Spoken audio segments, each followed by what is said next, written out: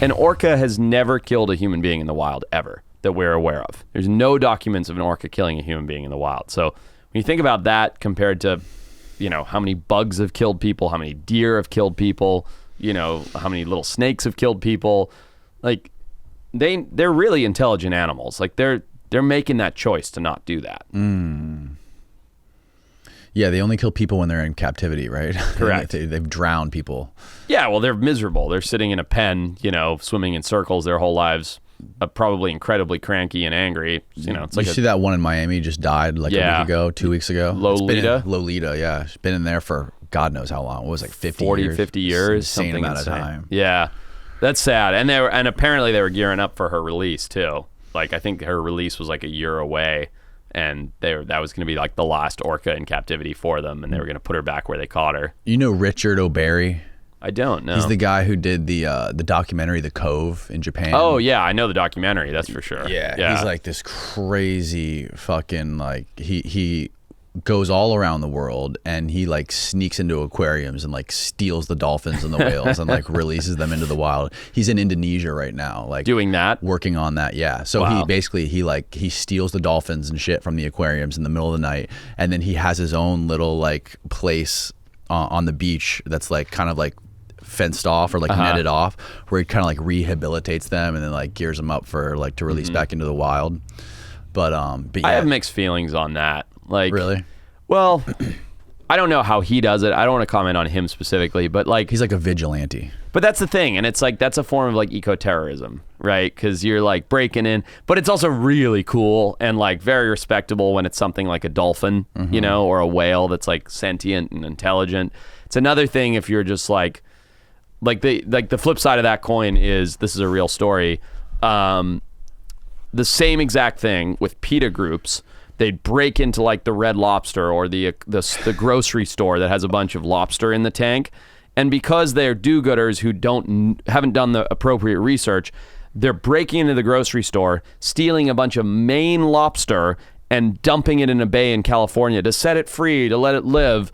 And now they've just introduced an invasive species into Southern California by trying to do good. You know what I mean? Who wins in that situation? The people don't win because they're labeled as eco-terrorists. Grocery stores and shit don't win because they're getting robbed and bad PR. No, the lobster don't win because they're now an invasive problem. Like maybe 5 lobster have a better life instead of ending up in a soup pot.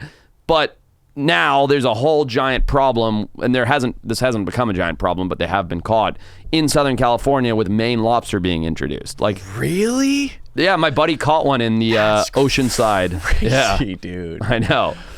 I've never heard of people robbing grocery stores and trying to free the Maine lobster or red lobsters even. That's fucking bananas, dude. Isn't that crazy? Yeah. But the fucking dolphin, that's a different thing, man. Of course. What they do in Japan every year, I don't know if they're still doing it or not, but I imagine they still are. Like how they go out there and they basically call all the dolphin into the cove and they net it off and they fucking spear them to death. And they steal the bottlenose ones. They'll sell them off for like $250,000 to an aquarium or the highest bidder. It's awful. It's absolutely awful. Yeah, man. We filmed The Grind, which is where they do the same thing with pilot whales. They don't save them for the pet trade. They just kill them. And they killed, I think it was 85 pilot whales in front of us, and I was a mess. Like I couldn't, listening to the sounds of the pilot whales screaming, being tortured. The sea literally turned red with blood, like in the cove. It's an insane thing to see. I mean, it's barbaric. I don't get it. To me, that's the same thing as the elephant thing we were talking about earlier. It's like, well, those guys aren't starving. No, I was talking about the choosing to kill a big elephant. Oh, yeah, right. I don't get it. They're not starving. They don't need it. I don't know how any human with a conscience can be like, yeah, I'm going to go out and murder a dolphin today or murder an elephant today. I personally cannot connect with it at all.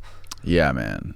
Yeah, it's fucking brutal. But the orca thing is fucking crazy to me. Like the fact that you guys jumped in the water, got off the boat, and just let the boat fucking drift away while you guys were getting surrounded by orcas. It was pretty wild. It was really cool. I'd love to do it again.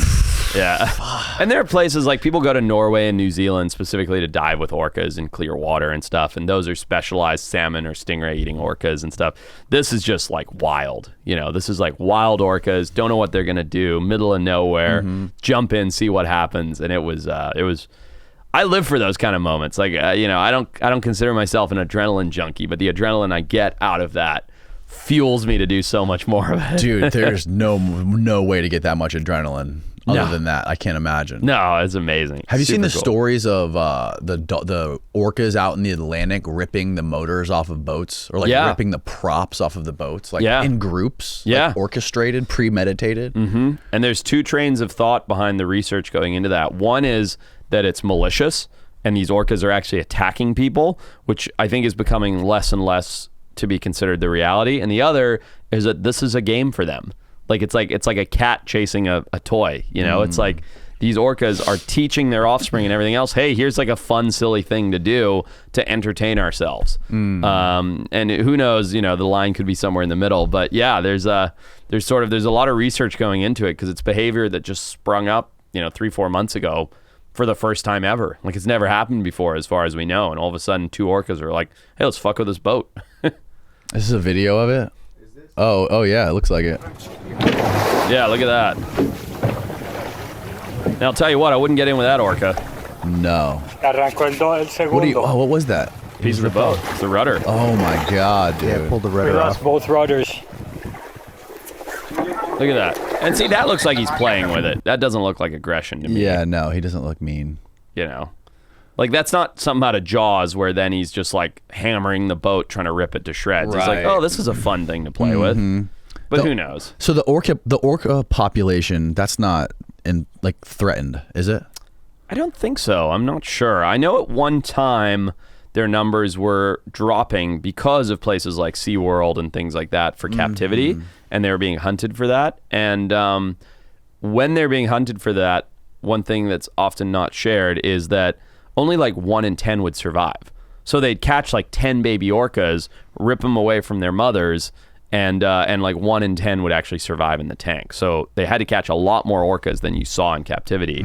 And because these are such emotionally intelligent animals and they have so much thought and love and everything else, there was even an instance pretty recently where a mother orca lost her calf and went pretty much clinically insane, and went and killed a mother, I want to say gray whale, might have been a humpback whale, and stole her baby to raise it.